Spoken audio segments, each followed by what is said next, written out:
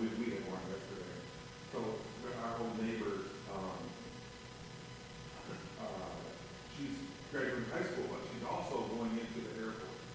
So she's going into, yeah. I mean, you know, I wouldn't want my kids probably going to the armed forces at this moment, but if they were to go into one branch of the military, I would be okay with them going to the airport. You know what I mean? I feel like that, you know, there's not like an industry in Air Force right now.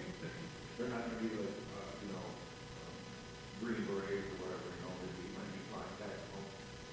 I had some friends that I knew, and they were in the Navy, but they were in the Air Force, but they were Air Force mechanics. And so what it was, the C-130 plane, everywhere, each plane had two mechanics. The mechanics were attached to that plane. Wherever that plane went, those two mechanics were on that plane. They never left that plane. They were always maintenance and working on that plane. So whatever happened, if that plane went to Guam, and they were in Guam. Wherever it went, and he was telling me all the different countries he went to, you know, and sometimes we're limited by our own little area, you know, Michigan. Like Kirk had never really been out of state much. So when we went down to Tennessee for the Grand, what's it called? The Grand Slam?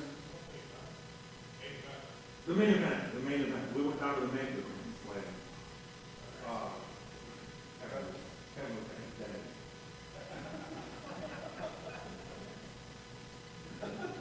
Yeah, you know, the Grand Slam record. So anyways, the main event, he went down. So if you're in your area, you only view things from where you're at. You don't have a different perspective of what's happening